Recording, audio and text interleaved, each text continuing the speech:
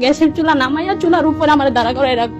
এমন সময় গেছে রান্না করতেছি, তখন মানে চুলার আগুন সেকা দিছে, এই যে আপনার খন্তি দিয়ে, যে দরজা খুলতে কেন দেরি হয়েছে। ওনার মানে তরকারি রান্না করছি, রান্না করার পরে তরকারিতে নাকি তেল একটু বেশি হয়ে গেছে, ওই নিয়ে গরম তরকারি হুলি পাতিল সব আমার এদিকে ডাইলা দিচ্ছে, মানে এখনো পুরো আছে।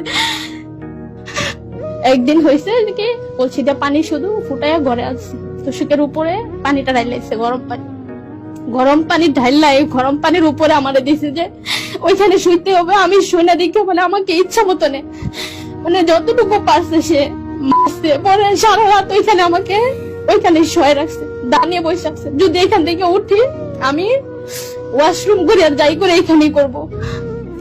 সারা রাত এখানে রইলাম, কিন্তু আমি আবার মানে এত কষ্টের মধ্যে কান্না করলেও দোষ, যে আমি কান্না করি কি জন্য, কান্না থামাবি না আবার বাড়ি খাবি। মশা মারার বেড দিয়া মানে আমার সম্পূর্ণ গা, মানে বেডটার প্রত্যেকটা মনে হয় আমার গায়ের ভিতরে ঢুকছে।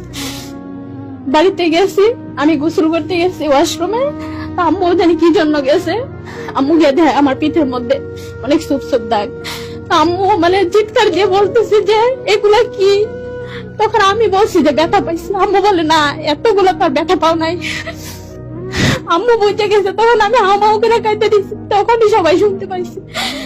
আরেকদিন গামছা নিছে, গামছা নিয়ে যা ফ্যানের সাথে আমাকে ঝুলাইয়া মারা ফেলবে, মানে আমার মতো নারীর নাকি বাঁচার অধিকার নাই। তারপর আমি 999 ফোন দিয়ে আমি ওইখান থেকে উদ্ধার হয়ে আসছি। আসার পর থেকে আমি এতদিন পর্যন্ত ঢাকাতে আছি। তখন আমি মানে রাগে আমি ওনাকে ডিভোর্স দিয়ে দিই।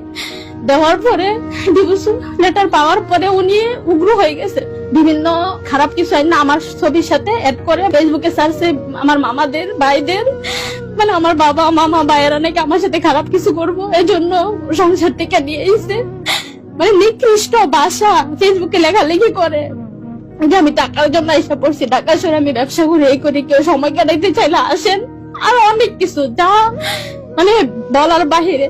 আবার বিভিন্ন নাম্বার দিয়ে ফোন দিয়ে হুমকি দেয় এবং বলে যে তোকে এমন কিছু করছি লাইফে তোর কখনো বিয়ে হইব না, তোকে এমন ব্ল্যাক ম্যাজিক করছি যে তুই নিজে নিজে পাগল হয়ে রাস্তায় রাস্তায় করবি, নিজে নিজে আত্মহত্যা করবি। আমি বলতে চাই যে এখনো সময় আছে, ভালো ভালো পথে আল্লাহ রাসূলের পথে যাও এবং আমার জীবন নিয়ে যেন আর খেলামেলা না করে।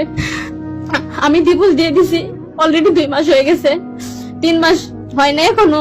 আমার ছবি দয়া করে, আমার ছবি আর ছাড়ো না, আমাকে আর জ্বালায়